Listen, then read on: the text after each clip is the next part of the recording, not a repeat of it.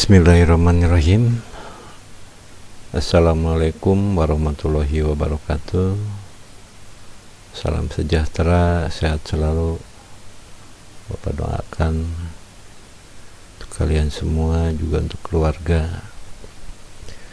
Pada kesempatan ini, sebagaimana yang telah kalian pelajari pada kontrak pembelajaran, yaitu mengenai sistem reproduksi pada manusia. Insyaallah ya, kita akan bahas melanjutkan sistem-sistem pada bab-bab sebelumnya ya. Di antaranya kita mempelajari dulu tentang jaringan, sistem eklesi, sistem apalagi ya? Ya, diantaranya sudah dipelajari di kelas 7 dan kelas 8. Baik, untuk pembelajaran kali ini ya, kita lihat dulu indikator pencapaian kompetensinya. Di antaranya nanti kalian diharapkan menjelaskan fase-fase pembelahan mitosis dan meiosis, lalu menjelaskan ciri setiap fase pembelahan mitosis dan meiosis. Selanjutnya menyebutkan karakter atau sifat sel anakan hasil pembelahan mitosis dan meiosis. Nah, gambaran umum sel hewan ini sudah kita pelajari dulu ya, kita pelajari dulu di kelas 7 ya, diantaranya sel. Nah, ini adalah merupakan badan sel, di mana di bagian badan sel ini terdapat beberapa organ ya, terdapat beberapa organ. Nah, diantaranya ada ribosom ya, ada flagella, nukleus atau inti sel, mitokondria dan lain-lain ya. Kalau kita bandingkan dengan sel tumbuhan, nah ini ada perbedaan ya antara sel hewan dengan sel tumbuhan. Nah, pada sel hewan dan sel tumbuhan juga, nah ini adalah merupakan bakal inti ya makhluk hidup.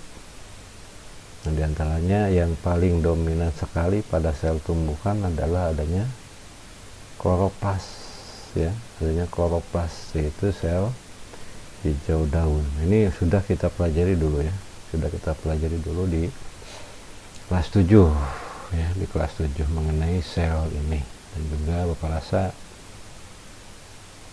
ya, untuk mengingatkan kembali lah, untuk mengingatkan kembali sel yang sudah kita pelajari dulu di kelas 7 ya. Oke, yuk kita lanjut. Nah, sel adalah merupakan bagian yang paling kecil ya, sel merupakan bagian yang paling kecil, dinamakan sel. Nah, di mana sel yang satu dengan sel yang lain yang sama fungsi dan bentuknya nanti akan membentuk apa? Iya, akan membentuk jaringan. Ya, akan membentuk jaringan, diantaranya ya contohnya jaringan kulit, ya, jaringan otot. Jaringan-jaringan ini satu dengan yang lain ya, jaringan yang satu dengan yang lain yang berbeda fungsi nanti akan saling kerjasama. Nah, terbentuklah ya organ. Contohnya, nah ini adalah untuk organ pak, lambung, jantung, hati ya, mata dan lain-lain. Di mana organ-organ tersebut yang kita kenal dengan sistem organ, antara satu organ dengan organ yang lain akan saling bekerja sama ya, akan membentuk sistem organ. Contohnya ini untuk sistem organ pencernaan ya, sistem organ pencernaan dari lambung masuk ke usus, diantaranya usus halus, usus 12 jari, usus besar, berakhir di rektum. Salah satu contoh ya. Nah, organ-organ ini nanti sistem-sistem organ ini akan berbentuk ya, akan membentuk satu bagian utuh yang disebut dengan individu. Siapa nih ya yang kita kenal dengan individu ya? Jadi kita adalah merupakan bagian yang paling kecil yang disebut sel. Dari sel bergabung membentuk jaringan, dari jaringan yang satu dengan yang lain ya, saling bantu membantu menjadi organ, sistem organ, dan terbentuklah individu. Ini bagian yang paling kecilnya adalah sel. Nah, kenapa kita membahas ini? Di antaranya adalah untuk dibahas ya bagaimana cara perkembangbiakannya. Karena yang kita pelajari untuk saat ini adalah perkembangbiakan yang paling kecil dulu, di antaranya sel. Oke, yuk kita lanjut. Nah, pembelahan sel sangat penting bagi kelangsungan hidup semua makhluk hidup. Kalau sel tersebut tidak membelah, nah, apakah yang akan terjadi?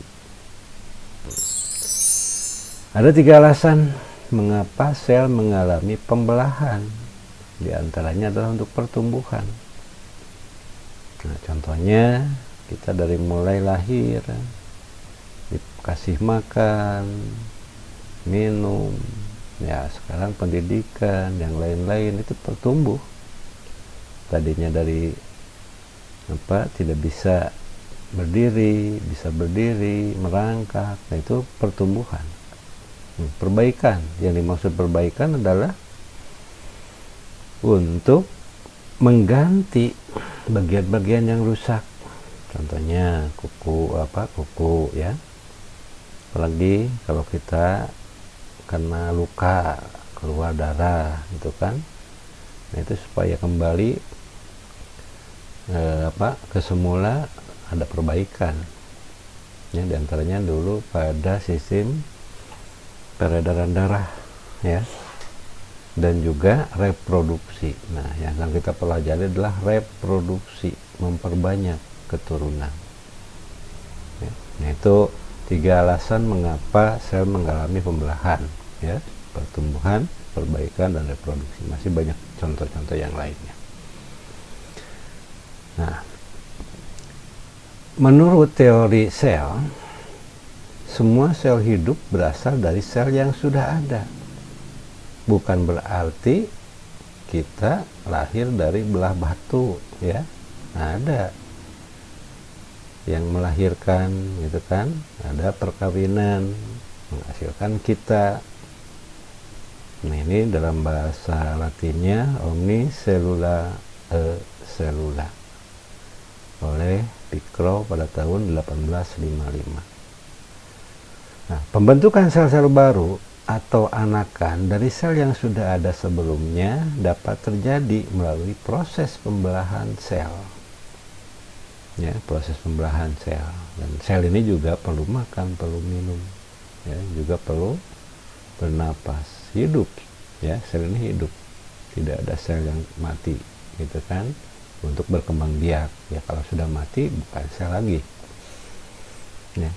Oke, pembelahan sel dibedakan menjadi pembelahan mitosis dan meiosis. Nah, ini yang akan kita pelajari, mitosis dan meiosis.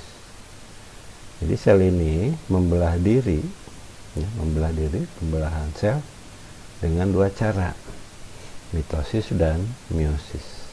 Nah, untuk lebih jelas, mari kita lihat mitosis. Yang disebut dengan mitosis itu tujuannya pada hewan bersel satu untuk memperbanyak diri, reproduksi. Nah, contohnya apa? Amoeba, virus yang sedang kita hadapi sekarang gitu kan. Itu dengan cara memperbanyak dirinya dengan membelah diri. Kalau sel tersebut, hewan tersebut ya hidup di suatu tempat yang bisa memungkinkan untuk membelah diri, bereproduksi, dia akan memperbanyak, sehingga ya dapat kita rasakan sekarang ya. Nah, itu dengan cara memperbanyak diri atau reproduksi. Yang mudah-mudahan, nah, hewan yang bersel satu atau tumbuhan yang bersel satu tersebut yang kita kenal dengan COVID-19 cepat berlalu, ya, karena ya kita kewalahan kan belajar dari tiap hari berhadapan dengan HP ataupun laptop, kapan bermainnya gitu kan, sementara selesai mengerjakan tugas main lagi HP, ya, makanya kurang komunikasi. Lalu pada hewan bersel banyak untuk memperbanyak sel dan pertumbuhan, ya, jadi untuk hewan ataupun tumbuhan yang selnya banyak ini adalah untuk reproduksi tadi. Dan sel ini terjadi pada seluruh jaringan tubuh, baik jaringan somatik, vegetatif, maupun jaringan germinatif, ya, baik secara tidak kawin ataupun secara kawin. Vegetatif artinya tidak kawin, generatif kawin. Nah, tahap pembelahan untuk mitosis ini kita kenal dengan istilah promat. Promat singkatan dari propase, metapase, anapase, dan telopase. Mitosis, promat, ya. Jadi mitosis pembelahannya dengan cara promat. Propase, metapase, anapase, dan telopase. Nah, hasilnya nanti menjadi dua sel anakan yang memiliki jumlah kromosom seperti induknya atau diploid.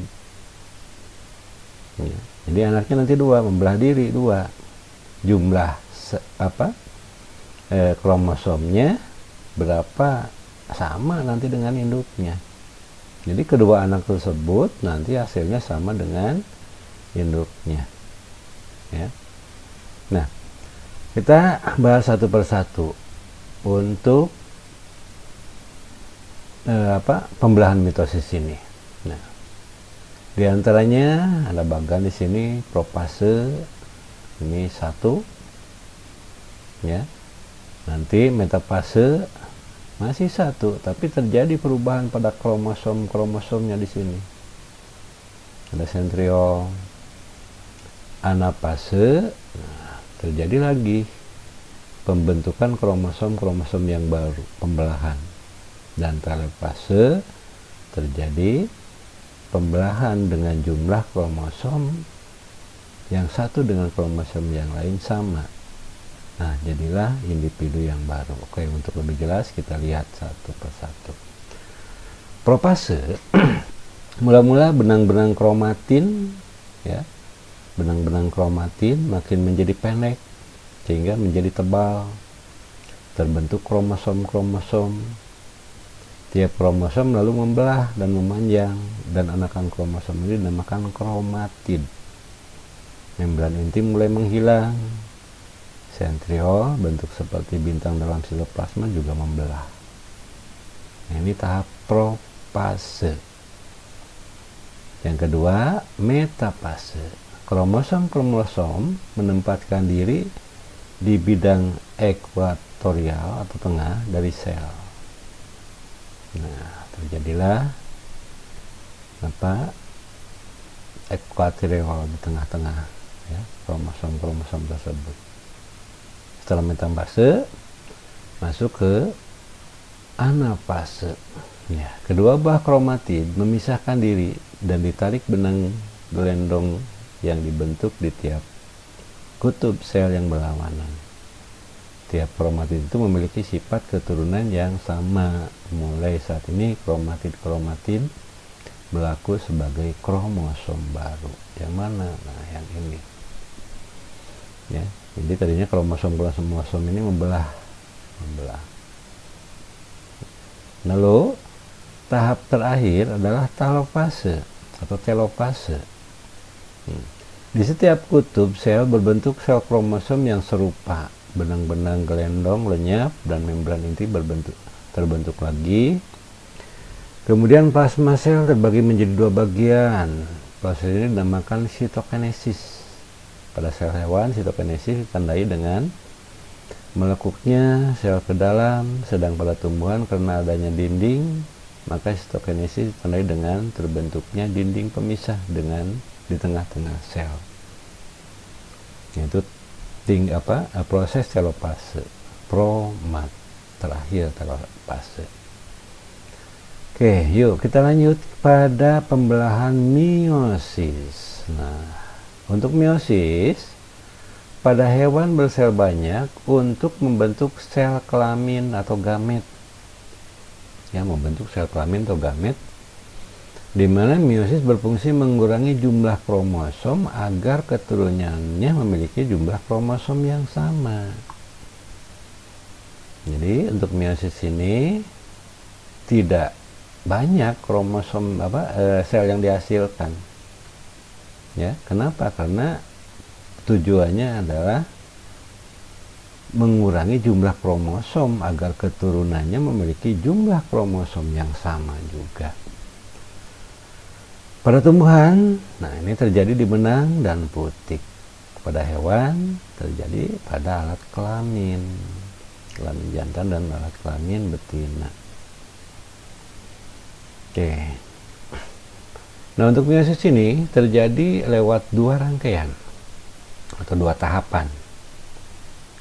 Meiosis yang pertama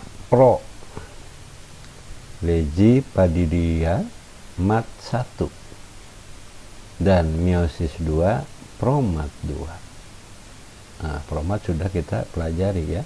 Nah, oke. Hasil 4 sel anakan yang memiliki setengah jumlah kromosom sel induknya, haploid. Kalau tadi diploid, ini haploid. Hasilnya 4 sel anakan yang memiliki setengah jumlah kromosom sel induknya. Nah, bagaimana prosesnya? Nah, meiosis yang pertama ini promat, ya, masih Legipadidia mat. Ini gambarnya. Dan yang kedua yaitu promat juga, tapi terjadi di sini pembelahannya. Meiosis yang kedua menjadi 4 anakan. Ya, menjadi 4 anakan. Bagaimana prosesnya? Yuk kita lihat. Nah, meiosis yang pertama dibedakan atas beberapa fase. Yang A, B, profase dibagi menjadi 5 tahap. Leptoten, sigoten, pakiten, diploten, dan diakinesis atau Legipadidia. Ya,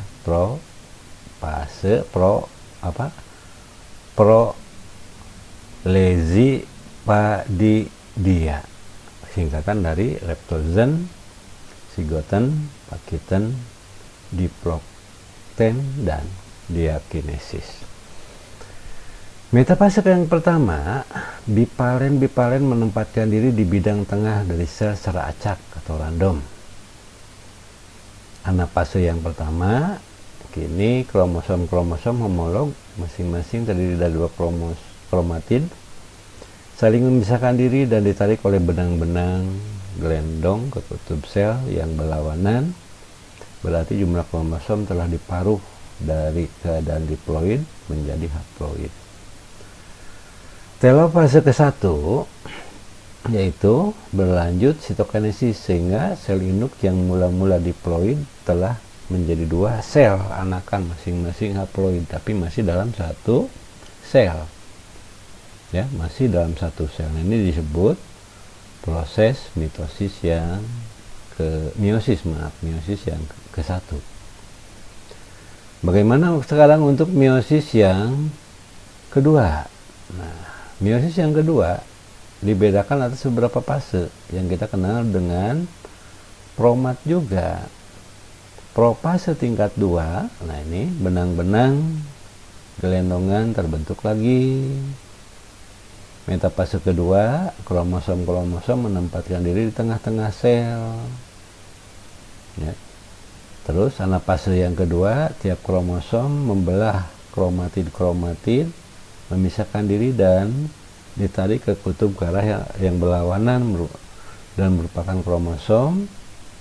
Dan telopase 2 berlangsunglah sitokinesis lagi, diikuti dengan pembentukan membran inti sehingga terbentuklah sel anakan, ya, dimana sel anakan ini hasilnya adalah setengah dari sel induknya.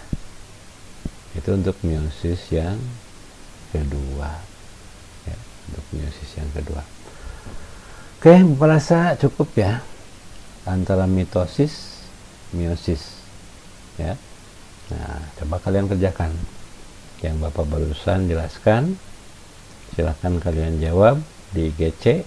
Pertanyaan yang pertama, sebutkan 3 alasan terjadinya pembelahan sel. Dan jelaskan alasan tersebut. Kalimatnya bisa kalian buat sendiri.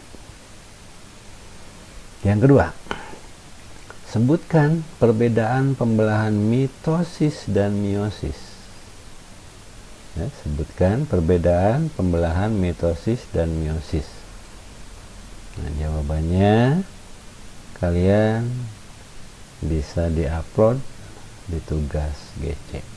Nah, mudah-mudahan apa-apa yang Bapak jelaskan walaupun hanya sepintas tapi bisa menjadi gambaran apa yang disebut dengan pembelahan mitosis, apa yang disebut dengan pembelahan meiosis, ya. Lalu tujuannya itu apa, mitosis, apa hasilnya, bisa kalian pahami. Baik, terima kasih atas perhatian kalian. Tetap semangat dalam menghadapi wabah ini. Mudah-mudahan kita semuanya dalam keadaan sehat selalu. Billahi taufiq wal hidayah. Assalamualaikum warahmatullahi wabarakatuh.